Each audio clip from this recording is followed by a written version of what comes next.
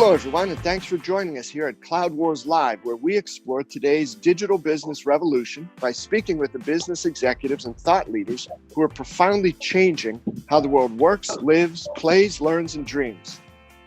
Our guests today are the business technology leaders of Virgin Trains, one of the UK's most successful and modern transportation companies.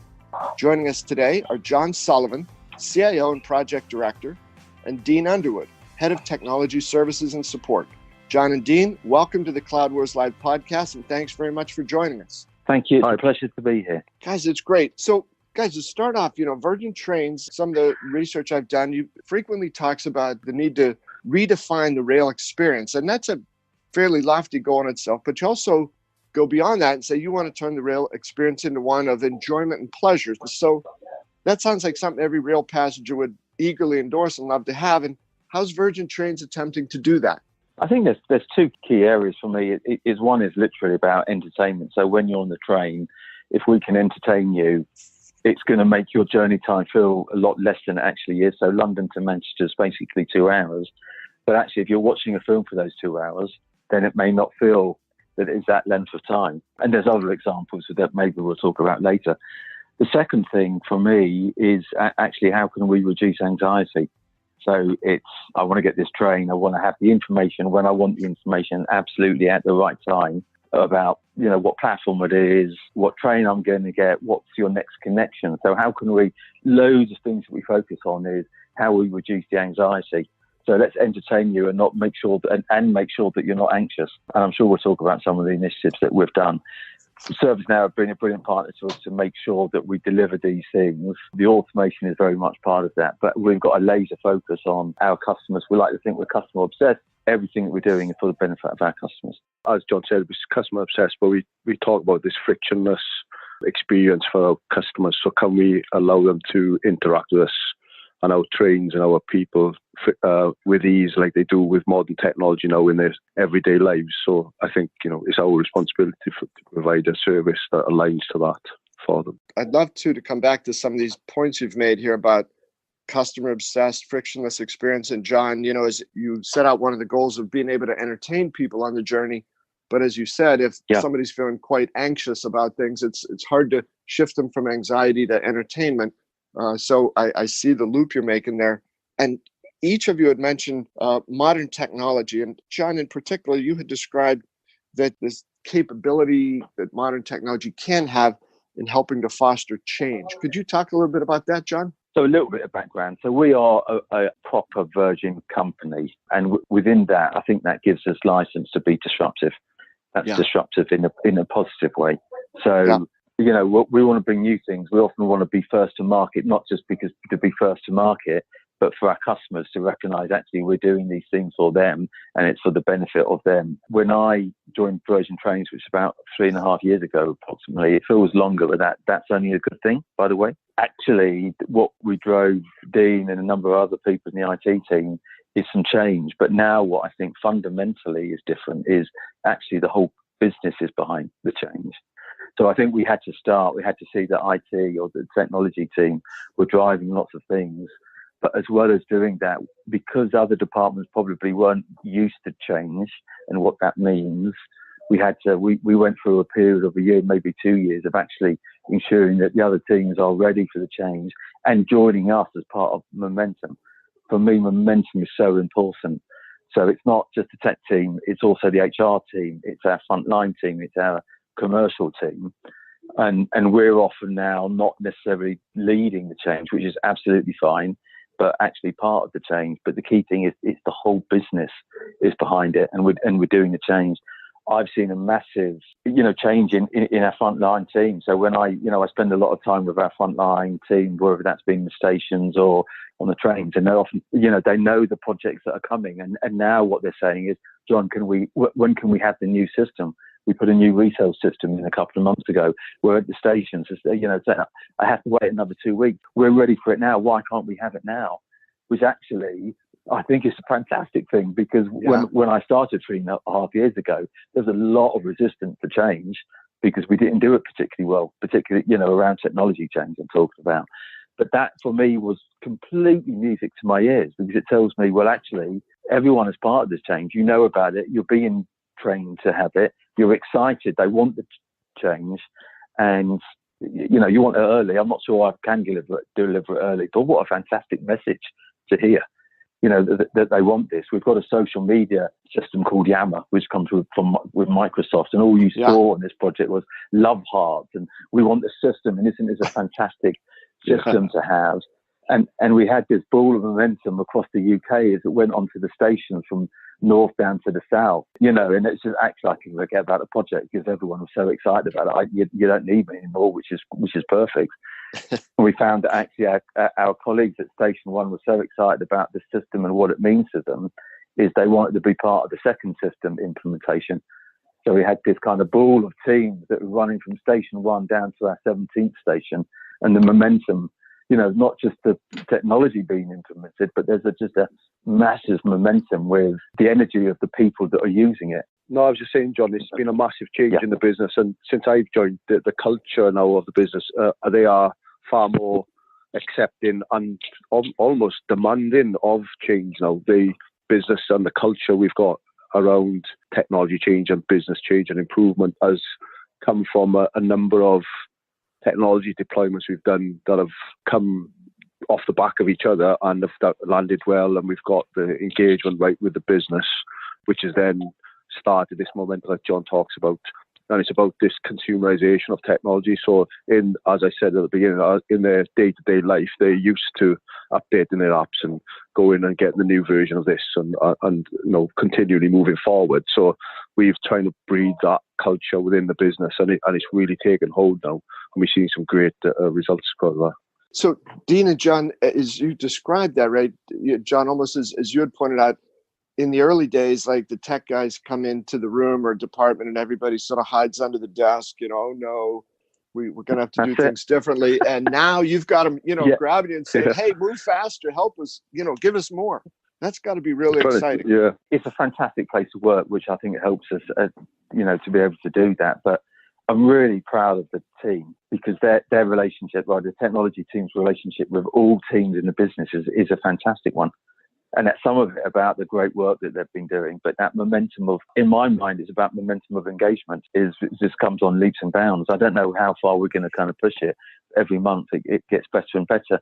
And when you've got that relationship and you've got fantastic partners like ServiceNow, what we can do a hell of a lot. John, one of the things that you're describing, I think both you and Dean touched on it, the cultural impact and the change there from every way that you described, not just the technology, but the attitude of people in that sense on the front lines of what can be done instead of the focus on what the problems are. And John, also, I wanted to see how that ties in when you said a couple minutes ago, we're a proper Virgin company, and the expectation there is you're not going to be like everybody else. So could you talk a little bit about how, just go a little more into that culture and what that means for Virgin Trains and where that helps the company go in the future? Absolutely. I think there's that spirit of being disruptive.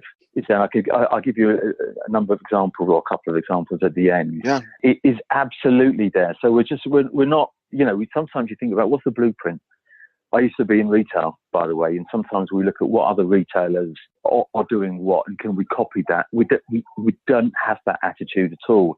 This is about Virgin Trains, not about rail operators in the UK or actually outside even the UK. This is about what we can do. What can we do that's new and innovative and will really disrupt the market? And if I didn't have the great support that I get from the board, because I think all of the projects that I've presented with often my executive colleagues, every single one of those have been approved. But that's because I think it's been thought through, customer very much in mind. We love projects, by the way, that's got the customer and our colleagues at help. If we can deliver something that helps both of those groups, that's even better. But there's just the attitude of we're doing something new and we're prepared to take risks. And even actually the chairman was talking yesterday about, let's take some risk, and if we get something wrong, then that's okay. And, and again, wow, how many chairmen say that? Yeah. I think one that was, it's okay. Oh, fine. Well, not that that's your intent, but if you try 5 or 6 risky things, they're not always going to work. But to have that culture of saying, it's all right. Let's move on from it. Is a wonderful, in terms of giving people confidence and actually that attitude to try something. Because then innovation, sometimes you've got to try it to know if it works or not. And it ain't going to work all the time. It is going to work all the time. And John, I think this comes down to the way that, you've set out this, as you call it, the small speedboat approach. So we do take risks and we do put things in place, but it's not huge, massive programs. It's small incremental changes. So if we do get it wrong, we can change direction very quickly. And I think that's testament to a lot of the successes we're having is because we're not trying to do this 5, 6, 7 year program of change. It's small incremental change that delivers this program at the end, but it's all built on, looked back on, learned from, and then moved on from. So it does, that culture that we've got across the business now, it does work. So that sounds just like such a powerful mix, right? Because on the one hand, you've got your end users, your colleagues on the front lines sort of demanding more, and you've got the support of everybody up through the chairman to say, it's all right, let's try some new things. We'll learn, if it doesn't work out exactly, we'll learn from that. We'll adapt. As Dean just said, we'll move quickly onto, something else. But that seems true to the Virgin ethos, which is don't be like everybody else. Don't follow a blueprint. John, I loved your example about being in retail. What's everybody else doing? Well, if you adopt that, then right the outset is we're like everybody else. So that doesn't seem to be what the Virgin brand's all about. It's quite interesting too, which fits into the Virgin culture. Is about Dean and I do this. So when we're out and about in stations on the trains, it's you talk to our colleagues. How can we help you? And they've often got good ideas. One, to help our colleagues, and two, because they talk to customers all the time to help our colleagues. So of our project portfolio, a healthy percentage of those actually come from the front line. And when we're rolling out these systems, actually it comes from you, the front line, then that level of engagement is even better because they know the ideas come from them and they know it's going to help them and they know it's going to help from the customers because they've got that real life experience day in, day out.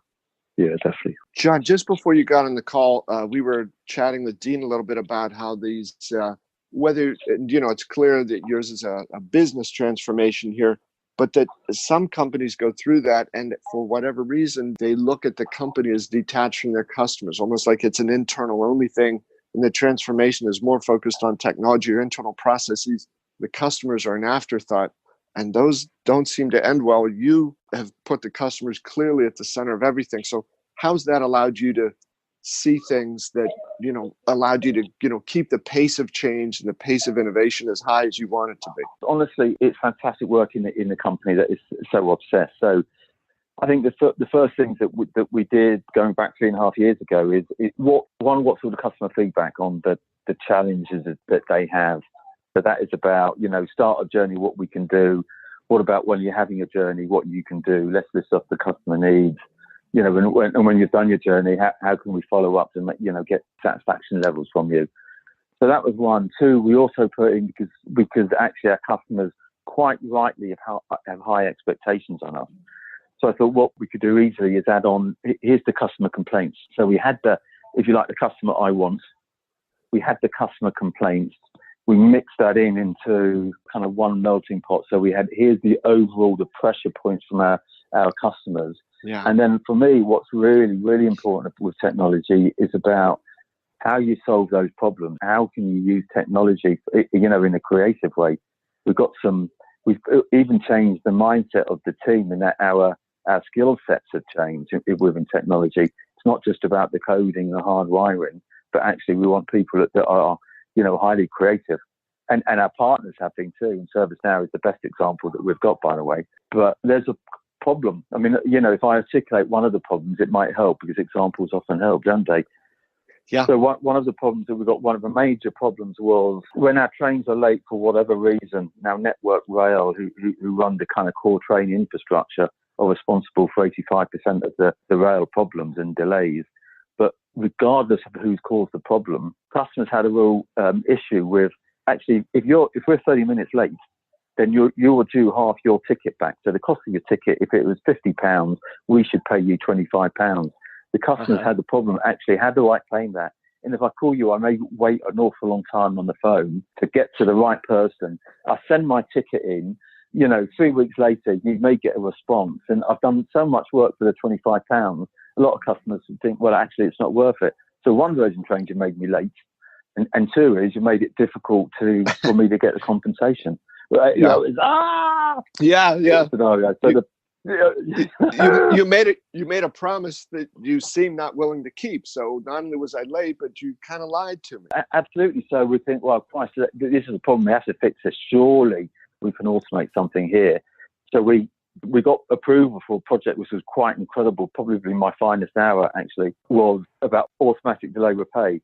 So if we knew the customer was on that train, if they booked with us, we know when our trains are late, unfortunately, and we know the customer's on their train. So what we said we'll do is we will pay you your compensation automatically that night in your bank account. So we'll take your credit card information that you've given us, and we'll just use that and we'll credit you. You don't have to do anything. We'll follow up the day after and say, we're really sorry for, making you late, but because of that, we'll put your compensation automatically in your account and you don't need to do anything. That's brilliant. Huge game changer. Is there any way you guys could convince the airline industry to do that as well? No, that's brilliant. And it's lovely because the PR team here, whenever they get challenged from the government about what you're doing, that's always the first example. Because it costs us every year, that costs us millions of pounds.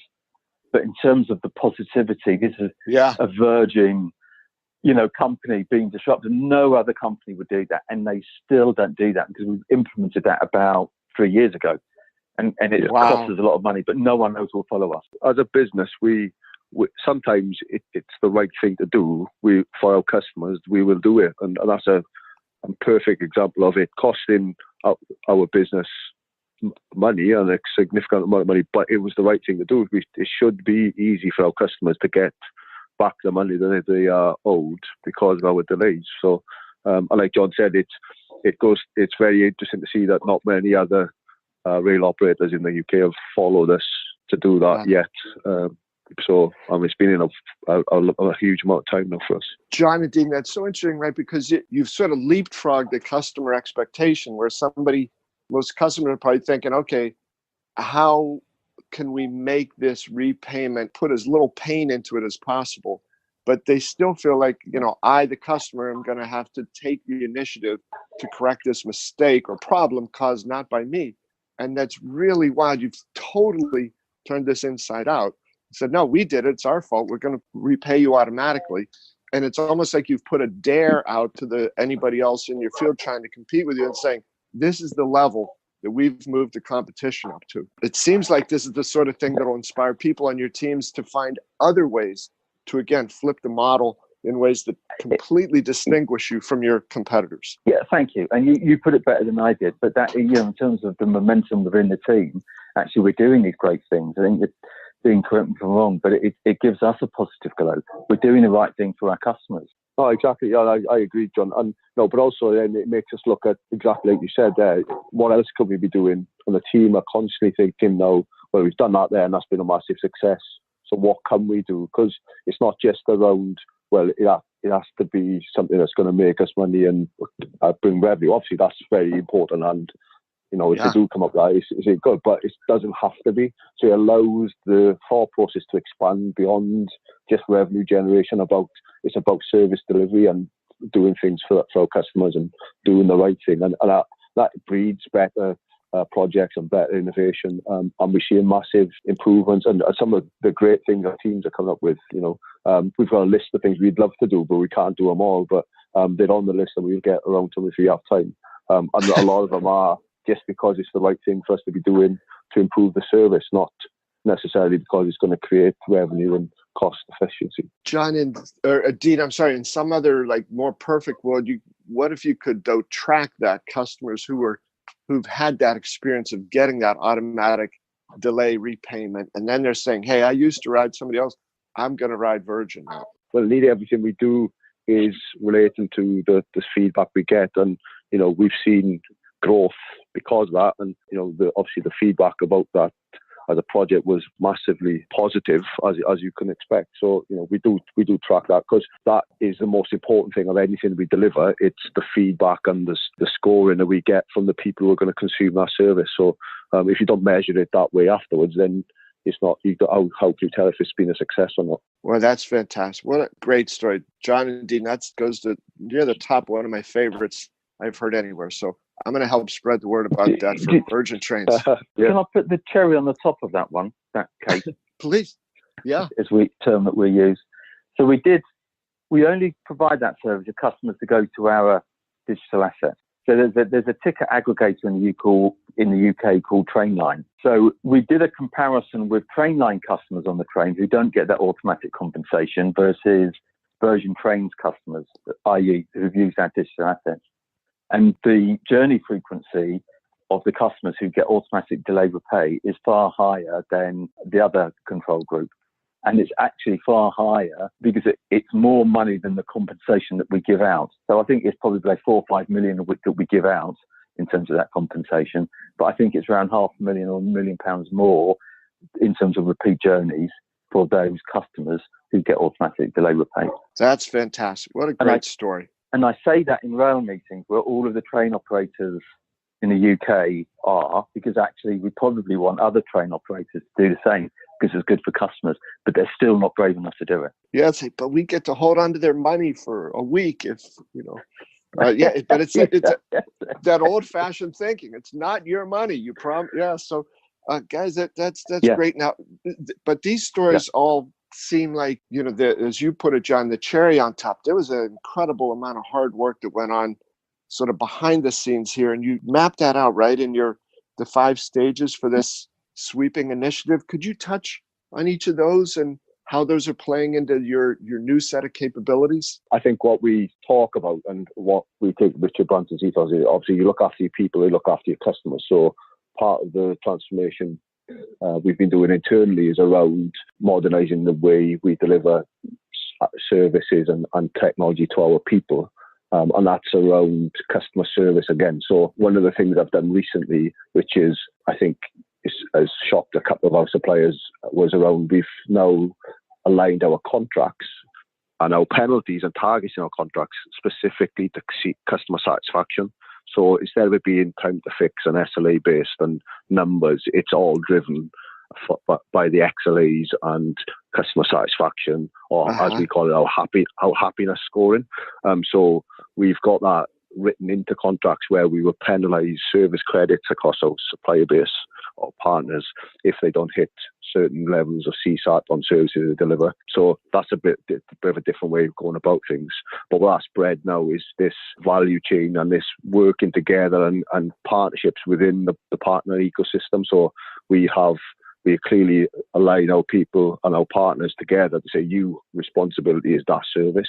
So we'll measure you together, and we expect you to work as a part of the triangle of partners we've got. So that's one of the things we've done. We've also modernised our technology stack. So we've moved from a 20-year-old traditional half physical hardware infrastructure with an old IT supplier who was in place for 20 years, and we've gone to 80% Azure. We are small element of physical storage, but we've got small, medium-sized businesses who just are best in breed for what they do. So they're not coming in to try and expand and take over the world as most big SIs are doing now. This is about, you're the best in what you do in that area, and I want you to come in and just deliver best in breed, world-class service, just doing that and understand your part in the partnership. And that's really, really helping us to get a huge amount of capability. So what we've done now is, because of all these great things we're doing project-wise, you can't deliver that if you don't have capability. And one of the things John has done since he's come in, he's grown our internal capability massively in the last 3 years. I think, John, the team was 6 permanent individuals when you joined. I think we're a team of 40 now in the last year. So that's the growth we've had. 45 now. Well, I thought that's gone up in the last month. So that gives us so much agility and capability in the team itself, with then strong partners like ServiceNow and Amazon and the other partners we use to then deliver some of these things in a really quick and agile fashion. So I think all of that together has come together in the last 12, 18 months, or the 2 years I've been here, and it's really showing itself now. Dean, can I ask, and then John, I want to come back to you with a question, but Dean, what you described there, initially talking to some of your partners and saying, we're going to reframe sort of the terms of the engagement here, being around that happiness factor. What were some of the reactions that you got from some of the partners when you originally said, did they all embrace it immediately, or did you have to either, persuade some people or twist some arms? What it was, we had the ability, because we had a point in time that our contracts were up for renewal. So I worked with the procurement team to set out tenders up specifically aligned to customer satisfaction. What we saw was the old partners that we had in place just didn't apply for the tender because they couldn't align with what we were asking them to do. So they didn't say, oh, it's a bit difficult. They just could not respond to the tender that we put out, so they naturally fell away, and we got these modern small medium-sized businesses coming in because they are now aligning themselves as businesses to customer satisfaction, which has allowed us then to deliver what we've just done. Could you talk a little bit about, as you've gone from 6 to 45, what are the types of new talent or new skills and new capabilities you've brought in with that expanded team? I think that's such a good question. I think for me, it's around, we need to be technical competent, but the other things are probably more important. We've got these fantastic platforms. How can we be creative to use them in the best way? People who get the vision. So we're trying to run a project or a change. What's the end game? What's the vision that we're trying to achieve? And then actually try and work backwards. So we do the same thing that Amazon does, not on every case, but a lot of the cases. First thing we do in a project ridiculously, in a way, is we write the PR statement. So if you want to go into New York Times, is the headlines that we want to see. And then everyone gets it, hopefully everyone should get excited by that. And then we start thinking about, well, how do we go away and achieve that? But we've got the vision, we've got the creative capability of doing that. And then we go away and work out how can we go away and deliver that. ServiceNow is a fantastic platform, Dean's right, to use. So if you've got the creativity and the vision, then you can go from a platform to a beautiful house. But the agility of it is amazing. So we had a big issue with fraud, is another example, in terms of the level of fraudulent activity. And with ServiceNow, we put in a system that, they designed with us, and it took 2 weeks to design and implement and build and get going in a live environment. And it's a very clever system. It tries to glue one customer together, regardless of how many emails, accounts. I think we had one customer that fraudulent activity is just under £100,000. Oh, my. About tickets. One day he was on 3 trains at exactly the same time and asking for refunds under the ticket. That particular example, it's like Keystone Cops. This one is we went to this, we had to arrest the person, and because sometimes you have to do something about it. I think he had £20,000 cash under his bed, and he had £25,000 cash in his cupboard. And he's just about to fly up to Las Vegas, first class, I think with American Airlines, if I remember, with his girlfriend. It's just, and we get these stories about the start of it. It was a great platform and a great partners too. That the relationship couldn't be stronger, I think, with ServiceNow. So trust factor is really high. We can get an awful lot done. John, that guy's got a lot of nerve. He didn't even fly Virgin to Las Vegas, right? On your money. We would have been a bit softer on him, We would have been a bit softer on him if he'd got the air miles, but Yeah, took your money. So, guys, what's next for your teams? Now the project's kicked off, and we're doing really detailed discussions with our colleagues in all sorts of roles within the business. And every time they see it, they go, oh, this is going to be brilliant. Yeah, it's exactly what we want. And that gives you the confidence, because you never know from, you've done all this work, but actually, are they going to see it as something that's going to help? And the excitement that's building around it is really, really encouraging. So it's going to be something that we believe is going to change the industry. It's not just going to change us as a business. I think it's going to change the way the industry deals with disruption. And we really, really are passionate about that. It really seems to me to capture overall the story of what makes Virgin Trains different and where you folks are headed, and the ways in which you're using technology to help drive greater customer experience and also change within the organization. This has really been a fantastic conversation, guys. And thank you so much for your time here. Oh, you're welcome. Thank you.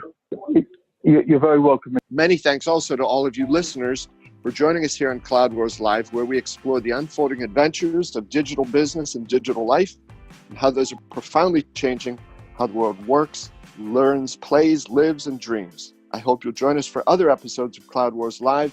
Please share your feedback with me at bobevanspa@gmail.com. Thanks again, and we'll see you next time.